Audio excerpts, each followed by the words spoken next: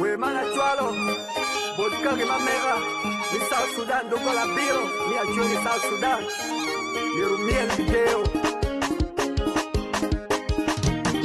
Ojili batin koki kokwedo, koi gacholi, ojili matin wone wokweya, koi gango, lila matin koki kokwedo, koi gacholi, lila matin wone wokweya, koi gango, matin koki kokwedo, koi gacholi, matin wone wokweya, koi gacholi, chara matin loki kokwedo, koi gango, chara matin wone wokwedo, koi gacholi, windy boy compodero, from Nazareth music city, anyira tua, awobetua, anyira tua, awobetua, anyira.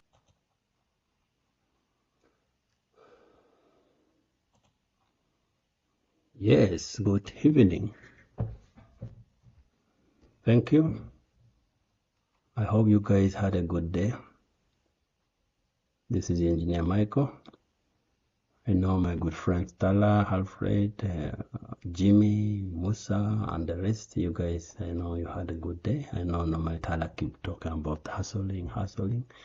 Hope you hustle well today. Yes, today I think I realized we have done a lot on reinforced concrete, box culvert. It's important we dive into steel composite. Steel composite bridge, similar to this configuration is similar to Karuma Bridge and other 3-span bridges, twin girder. What I mean is the twin girder means you have 2 steel composite girder and it has intermediary steel composite which gives you intermediary support. You have a pier support system. Foundation is not included here. Maybe I can indicate these are the symbols of foundation, they are fixed. And then also for this kind of steel composite, we need to allow for breathing in and out, that is contraction and expansion. So we have a 3-span steel composite bridge with a 16, 48, and 20 meter span. What do you mean by steel composite? In simple terms, a steel composite, that is composite action. It means there are 2 members that are connected with an extra member to give it that unity action. We have the deck slab, which is concrete, connected to steel plate or steel roll section, giving you what we call a composite section. I can give you this. This is what they call the composite. You can look at this member here is the deck slab, and then it has a hinge, then you have a steel. So because you have 2 different members with different density, different materials or properties, definitely you need a link. Which link now is our connectors, shear connectors, which shear connectors comprise shear studs and also channel. Shear stud has been used since time memorial. For channels, I think it's still under research. It's not very common, but it's also a good and there are others that I think which they use for to give you that composite action. What is key in this is the construction staging. But before I move to construction staging, the normal modeling is important. You need to understand the bridge, you need to understand the section, you need to understand the configuration, you need to understand the different members that comprise that bridge, because the modeling is an art. I always hint on that once you understand the connectivity and the load path, it should be very easy for you to model. And so people who do proper artistic impression modeling and the rest of it, if they upgrade a bit into structural engineering and software knowledge, they should be very, very good at modeling and shouldn't take time. Normally, we take a lot of time to do modeling. And so for those who understand the configuration and the pattern and the load path, they don't take long in modeling. So I don't expect someone, an expert engineer, to tell me it takes 3 weeks to model a bridge similar to Karuma, or similar to this, which is about 80 meters, 16 and 20, that is 36 plus 48. That takes you to about actually 84. So we have the normal materials specification, you have all this, but for an old bridge is always important. It's like I've always hinted on, a bridge that is really old, when you're trying to model and you want to check its capacity, or what we call load rating, or if you're designing a new bridge, modeling will remain in modeling. So I think here, if you look at the materials component are a bit reduced to reflect on an existing bridge, but we shall get time and design a new bridge whereby we shall specify the normal materials that are required. So because of composite and time dependent, we also need to include what they call creep and shrinkage, because creep and shrinkage affects steel composite in so many ways. Even it has deflection, it has moment. You get it, stresses are generated because of creep and shrinkage. So these are all included.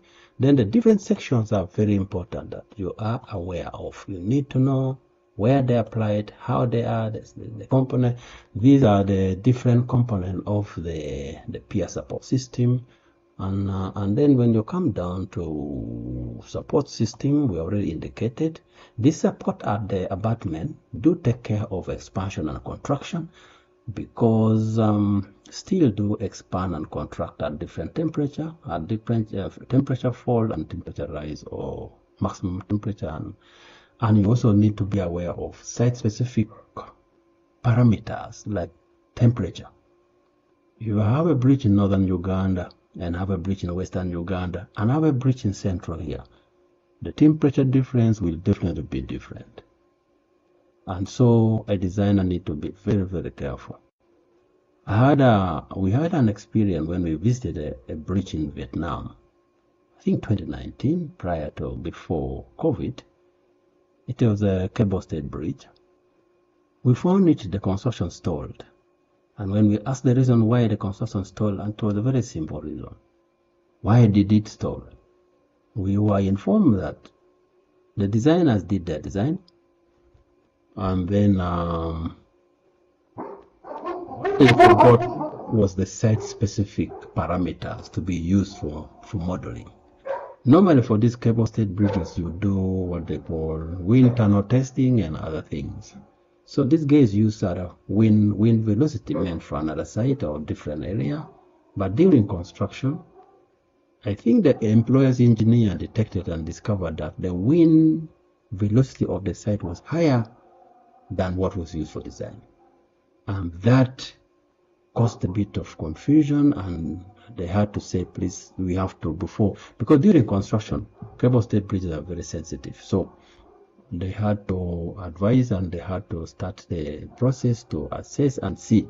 Definitely was going to impact on the final design. So I don't know whether they concluded or not. So always you need to be aware of site-specific conditions, rainfall, temperature, wind, site conditions. They are not the same. That's why bridges are site specific. So please take note. Even when you're modeling, model when you can make assumption, do the model, but make sure you do site condition assessment to be able, or what they call site survey, to be able to ascertain the actual value. So you have the boundary conditions, you have the different loading. This being steel composite, normally what you need to know is, one, composite action is developed by introduction of the third member, which is very important. That is the shear connectors, which are shear studs and channels. You must design for those, and there are formulae for that. You can design it effectively, and they are always fabricated from factory. Never allow any shear connector to be done from the site. do not allow, as a site in charge or a designer, for a contractor to convince you that we can connect shear studs and channel from site using site welders. It will not work, and therefore it will not give you what they call composite action.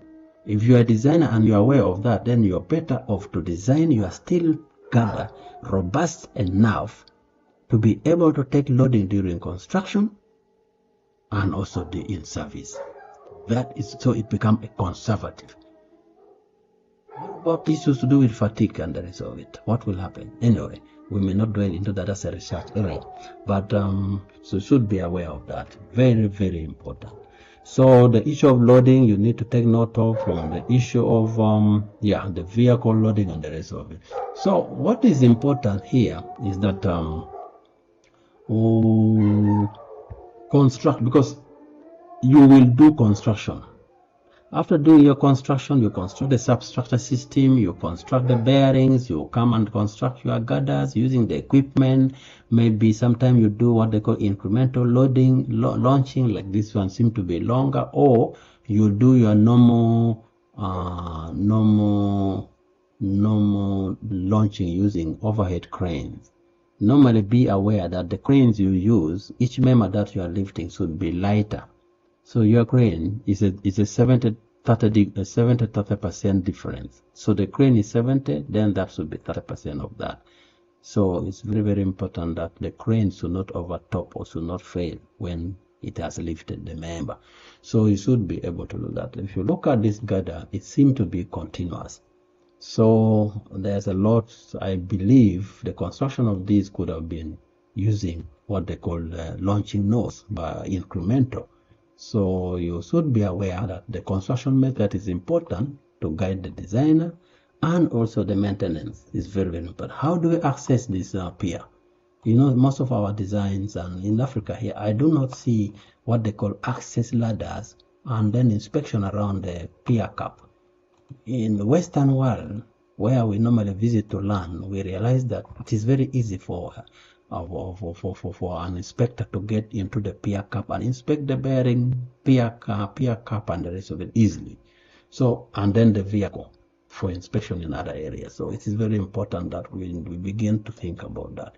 So during construction, I have told you that you start with your foundations, you organize, do the setting out, do the excavation, do your piling, and then put your pile caps. From the pile cap, you move to the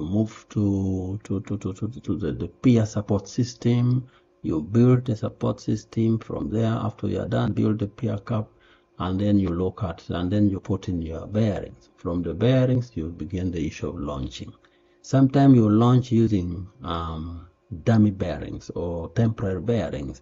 Once the girders are in position and they are accurately located, then you can replace. Now you remove the temporary bearings and replace with the actual bearings because of precision achieved and the rest of it. So that is very, and that can be modeled. Once you model that under construction staging, you'll be able to see the load built up, and then you're able to take care of other parameters during construction. So in this case, we can look at, first of all, what would be the construction stage. The first stage would be abutment system, no, the pier system, abutment and pier system. But I've represented pier system, abutment using this boundary condition. So if I look at construction stage 1, here is now construction of foundations. You have done your site mobilization and establishment. You have done mobilization of resources, all the engineers, the foremen, the skill and semi-skill, unskilled and semi-skilled, skill levels are all in place. Materials are all mobilized. You have done your what they call water diversion. Most of our bridges in Africa is river bridges. So the key aspect at the onset is, as you do mobilization, you need also to think of how do you divert water to create a dry working platform. Either you channel it in the middle, or you do it at outside the water course. So it's very, very important. So you need to be aware of that. So once you build your foundation during construction stage, then you bring in you're doing your, and you've done all. I have to explain. You've done your foundation, you've done your substructure system, PI support and abutment. Then now you bring on board the issue of the girders. So if you look at these girders, they do not have, these two are the main girders, and you have the intermediary because the span here is about 6 meters. So to avoid too much deformation and stress built up here and lift at the cantilever, the supports have been given using the intermediary runners or stringers and with the cross frames. So this is exactly what needs to be done. Having put all your frame now, and you have done everything, bolted it, you have achieved all this required, the precamber required and everything. But with this one, if it's a river bridge and water is too much, for instance, if it is a Karoma bridge where water is too much, you can't do river diversion. You have to find a way. During dry season, water level goes up and then goes down, and you are able to construct some of this foundation. But it is very difficult to do prop construction. Prop construction means these girders will have all the prop system. You lay this thing and then you do it. But in this case, it is impossible. So you design your girder and then you do incremental launching, and then you are able to achieve that. Once this is done, now you plan how to lay concrete. You're going to put all the formwork in positions, and then concrete casting must be done in order not to damage or to change the load path. So from your model, you need to know where are contraflexure points, where you have zero moments, where you have maximum shear values, and then you are able to cast. So in most cases for this continuous member, you will find that in our stage number 3, you will see this is your first stage where you need to cast concrete. It is very, very important. You need to cast your concrete. This is the area when you cast your concrete, you are going to experience a bit of anomaly or exceptional lift and deformation. In this case, if you look at this 48 meter span, 48 and 16 and 20, definitely this area is more of hogging all the way to the support, and this area also hogging all the way to support, and there's too much bending here. So if you cast concrete full here, it will lift and all your bearing will fail, and that structure will have failed during construction. So once this thing is set, then you bring in the remaining, and then you cast the hogging area. So once you follow that procedure, you are able to achieve your construction processes successfully. Now, in the event that I want to remove this deck and replace, you really need to also be careful that the order should be in reverse. You first do what they call, you start by removing the high stress area or the hogging area. You must calculate and understand where are the areas to remove. So you do a model mostly under dead load condition and construction staging without traffic on top except your equipment. You see now you'll have equipment in this area removing this in reverse. You also have equipment. So you have to be careful. Where do we place equipment and where do we? So you may find that this equipment should start removing from the center portion here, moving backward, and then that. But then how do you handle the one in here?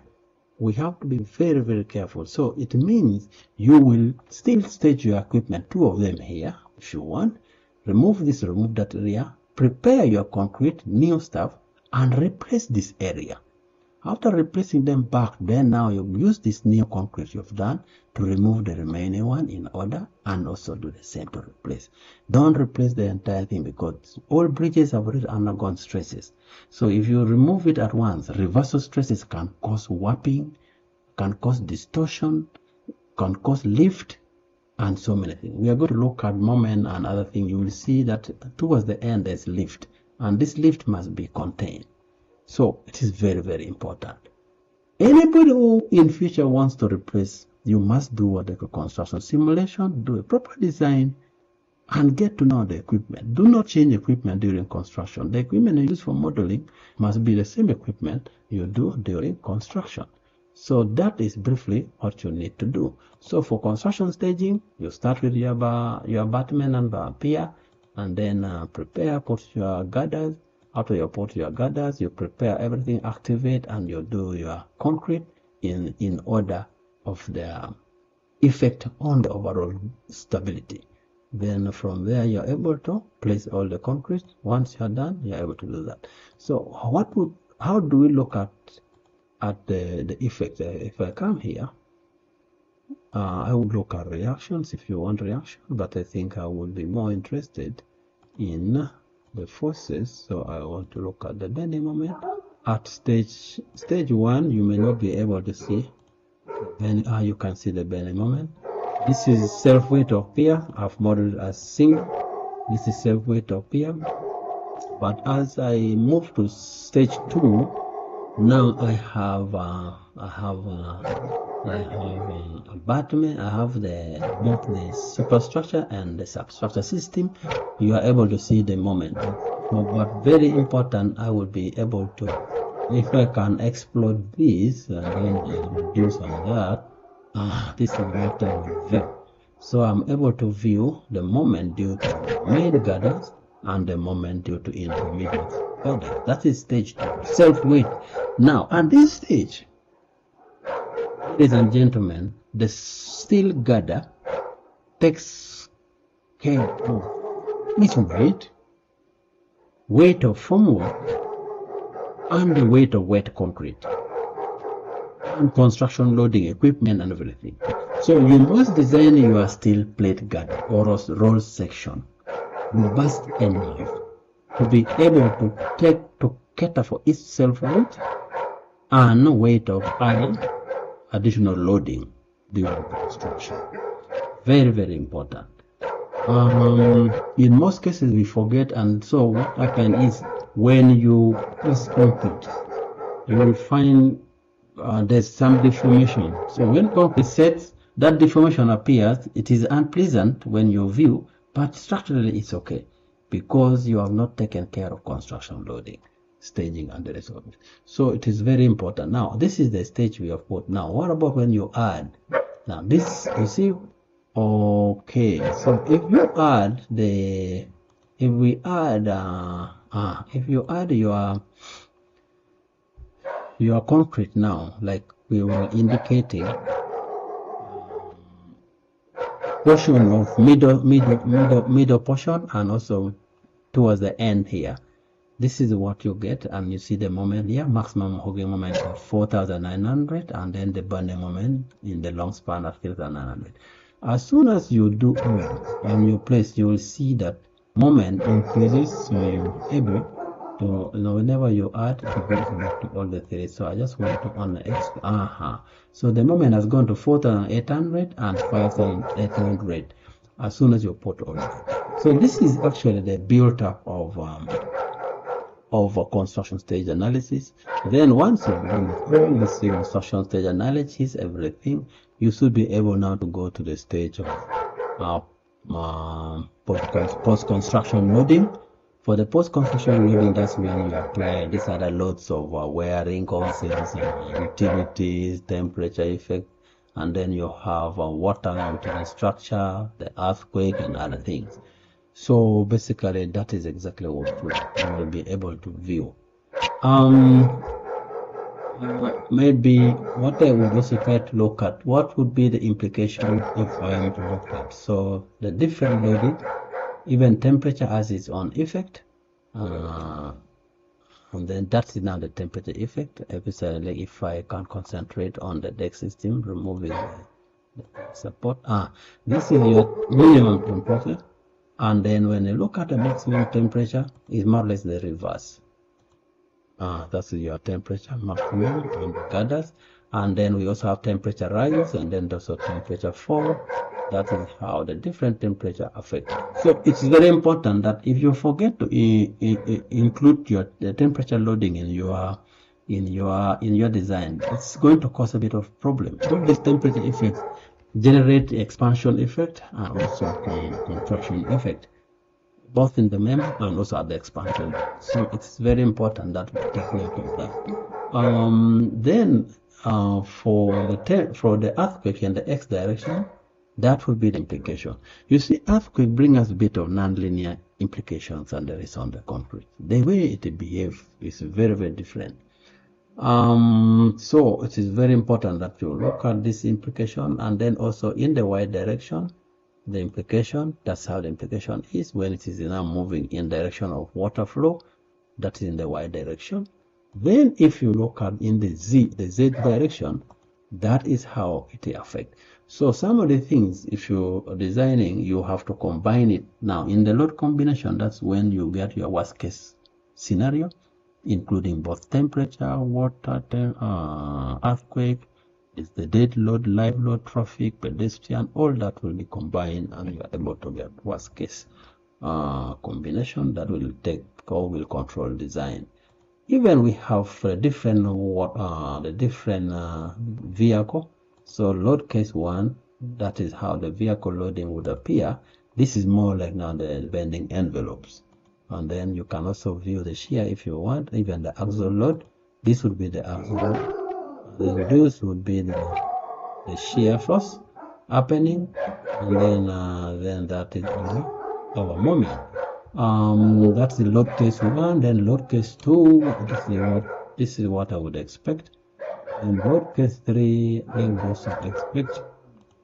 I would expect that load case 3 will different. This is up to 15,000 moment, and then 15,000 also the moment. And then you can look at the fatigue loading. Fatigue loading also has implication. This is how the fatigue loading is, and it has, I think it's not too much, about 2,000 kilonewton meter midway, and then 1,850, that is over the support. So these are the different, plus its own shear forces. So you can check shear, you can check the axial load, because if you are designing for connection, this is a long bridge, a very long span. You have a 20 meter and 16 and 48. You have more of splice connection, and that means you should be able to locate your splice connection slightly away from high shear zone. So like this part here, I would try to avoid, and then this part also try to avoid. This part also try to avoid. This part try to avoid when you are locating your splice connection. So you need to get the value of shear, the value of moment, and the value of axial load for you to be at a particular point where you're designing your splice connection. So you are able to use other software. Unfortunately, Midas doesn't do that. Maybe in future they are going to model. So definitely you have to do another softwares are there. You can do Idea Statica. I think I've seen normally trial version. They are very good stuff. When we get money, maybe we can also get some access, authenticated version if it is there. We have robot structural. It does very good CR connectors, and then many more. So this is very important. You need to take note. And the splice connection should be also factory fabricated. Please do not allow splice connection to be done from site.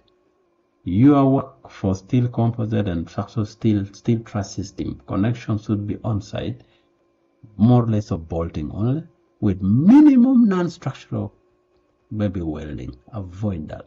Do not do spot weld on your structural bolts.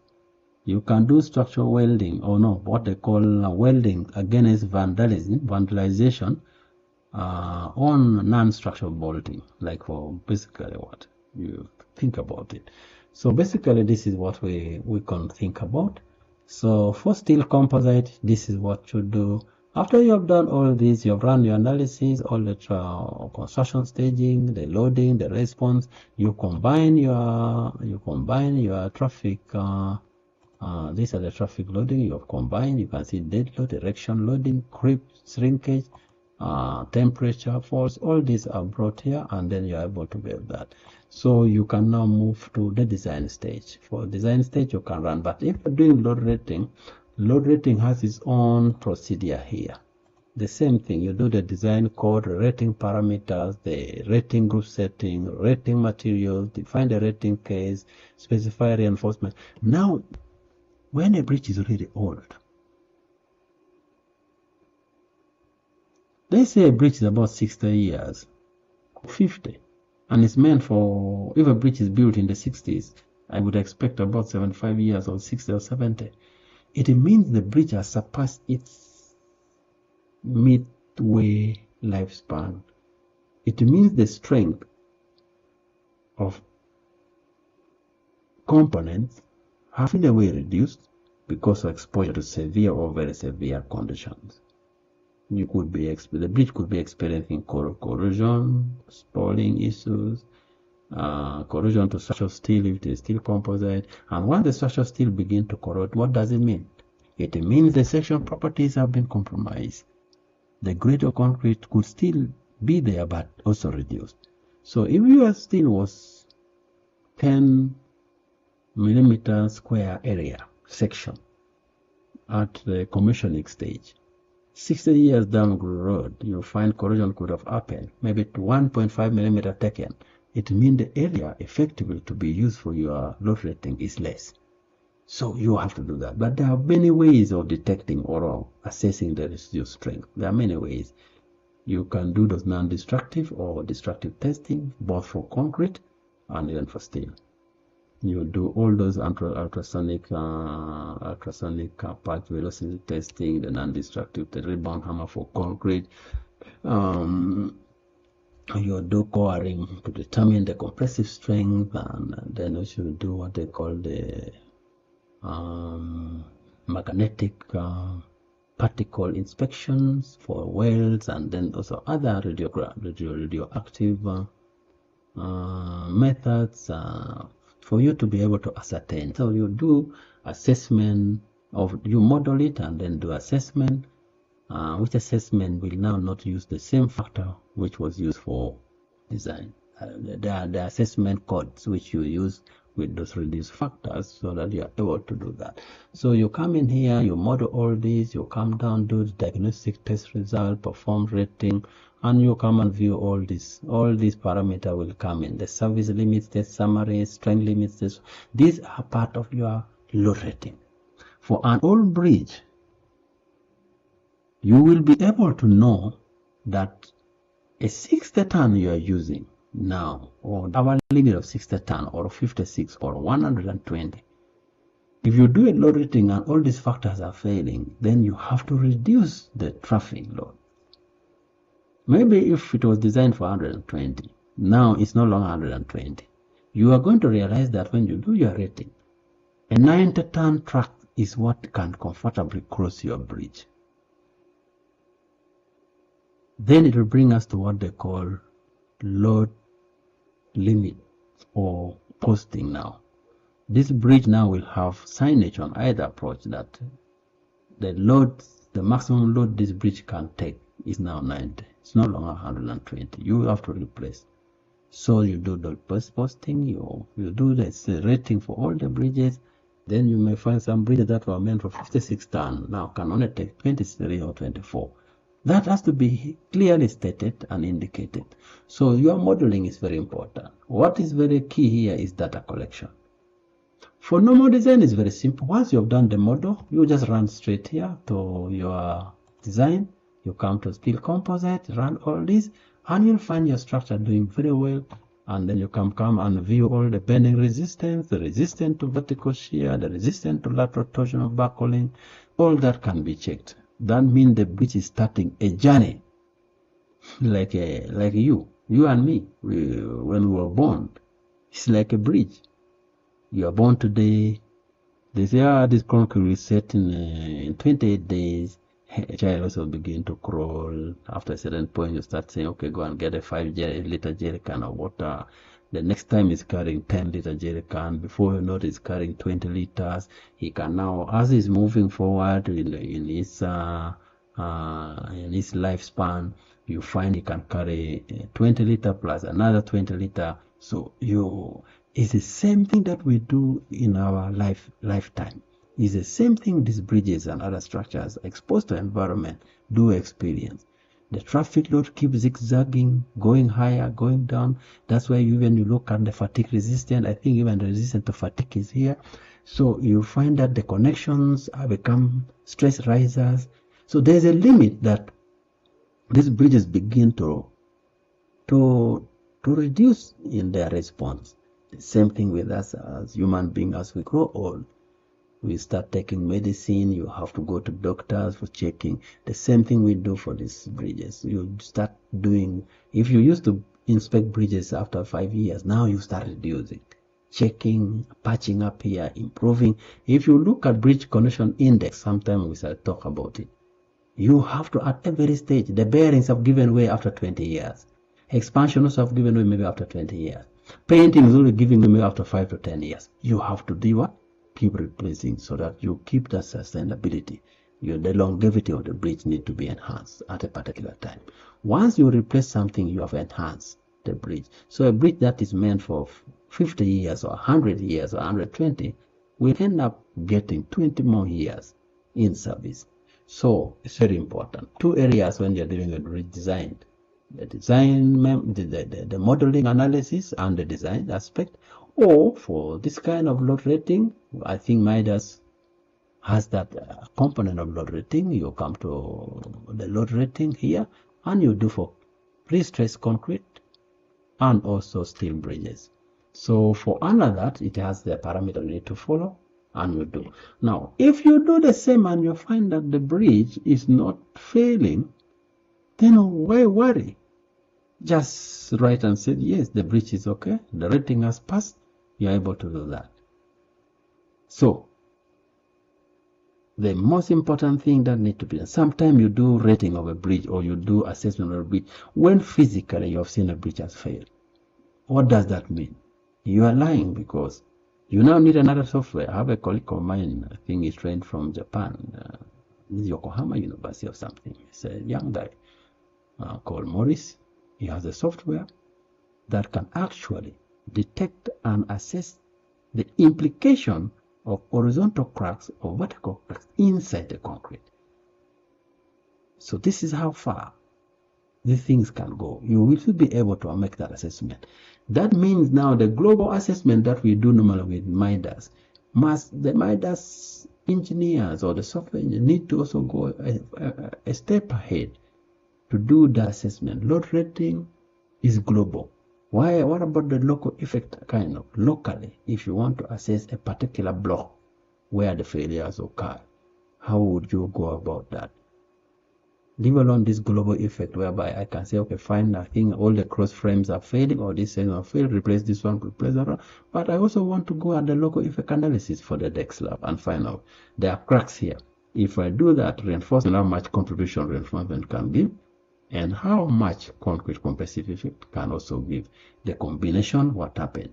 So I think some of the things like my young friend has, we need also to find a way. But I think very soon they will be sharing. I think the Japanese engineers also, they're in the market, they will try to share some, and we enjoy it. So basically this is briefly what I can explain to you regarding steel composite. Steel composite is a very interesting structure. It is lighter. If you compare with reinforced concrete, it goes longer span. You can have roll section up to about 25 meters. That's about 1 meter depth. If you go to roll sections, I think it has a mid limit of 1016, I think, depth. Unfortunately, with roll section, it's very difficult to do stiffeners. And so you have to be mindful of that. Plate girders tend to be lighter than roll sections. You limit your plate within 12 millimeter, you keep checking, and then the plate undergo subjection to shear while you do your bottom and top flange to take care of moment. Gentlemen, if you look at this one here, when you begin casting or doing concrete, you find at this point you have reinforcement in place. Concrete is there. but you have not cast. It means at this point when you do this concrete, you don't take it into consideration, episode reinforcement and concrete. You can do reinforcement, but concrete you can't take. So here, the hooking moment, your top flange tend to undergo more stress than the bottom flange. The bottom flange will be going compression, while the top flange will be going if I could see that. So if I can go back to my thought, I'm able to view moment and I'm able to see that okay, so my friends, what I meant, so here now what happened is this area definitely will undergo compression at the bottom flange and tension at the top flange. So when you're doing design, you have to be careful, and when you are considering that, do not put the area of concrete in your design. You are going to get it wrong. It's important to look at that. Then here is now where this is where the bottom flange is experiencing tension, while the top is experiencing the okay. So I can actually do that. So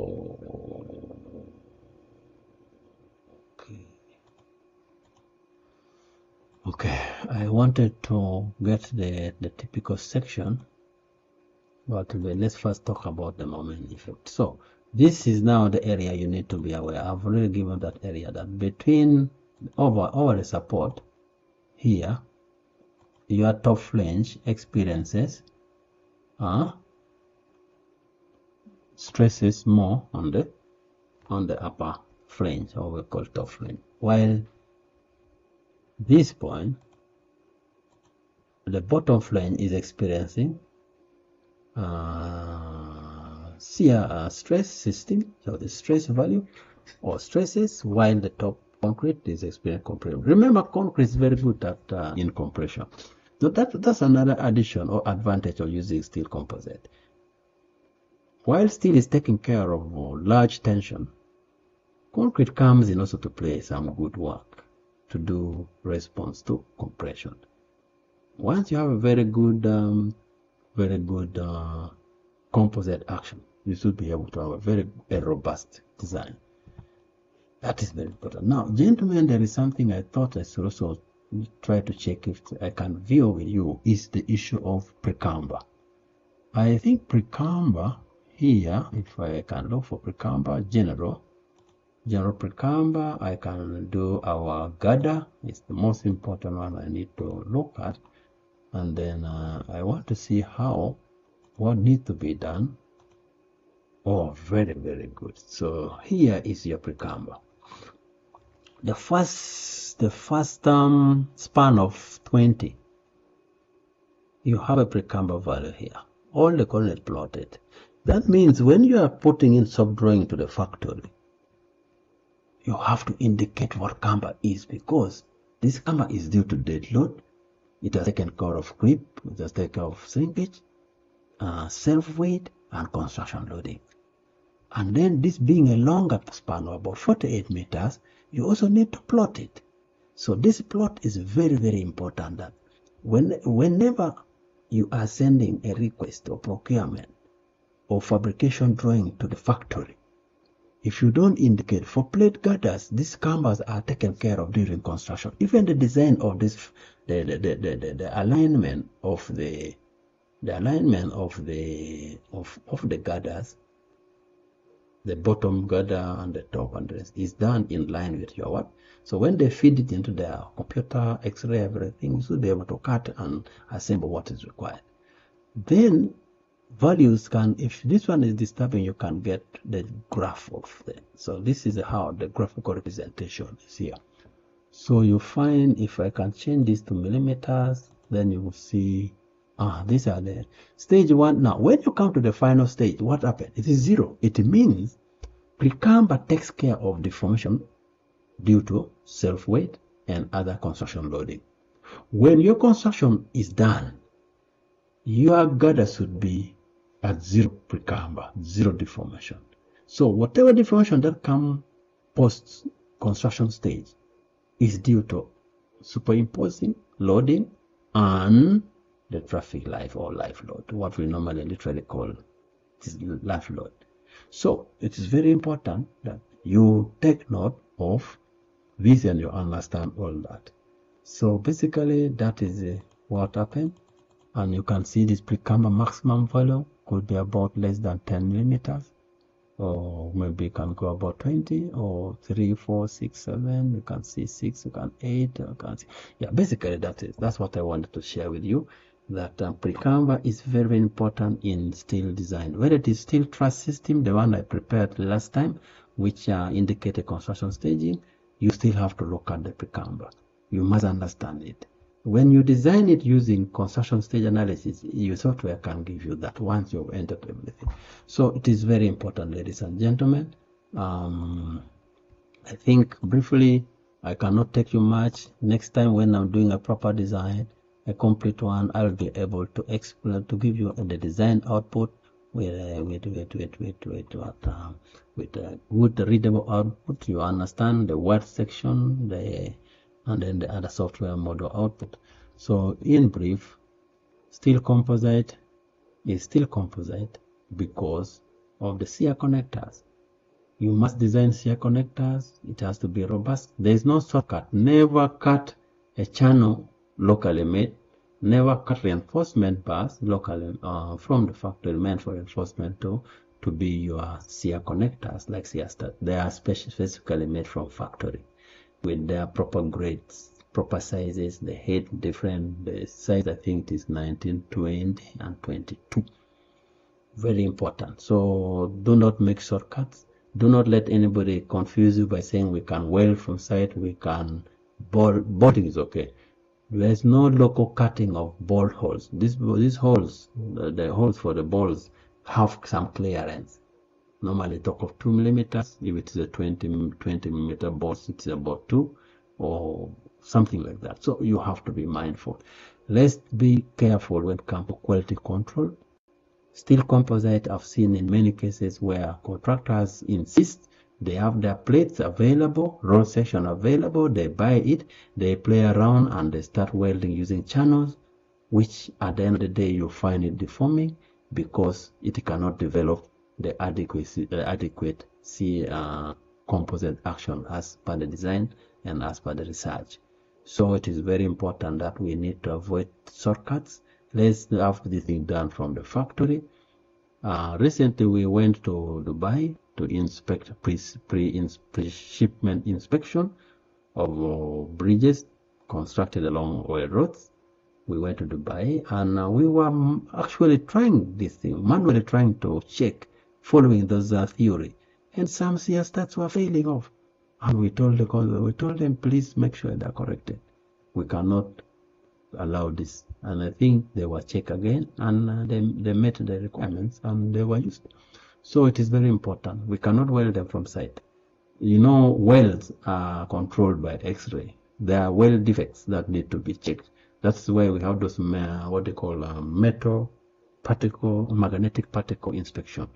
You check if there are defects in the weld. If there are cracks inside, definitely you will initiate propagation of crack failure, fatigue. The cyclic loading will be there over time, and before you know it, a glittering structure collapsing without any warning because you have a structure with already initial defects. Once it starts subjecting it to experiencing traffic or cyclic loading, then that propagation will be sustained, and with time the bridge will come down. So briefly, that's what I can say today. We shall continue. We shall share a model, curved steel composite, and then and more. Maybe 3 or 4 samples can be able to be good for us to share our knowledge. And I will also welcome your insight into this. This frame system, or the cross frame, can also be what they call, this one can also be we can use the beams. solid beams instead of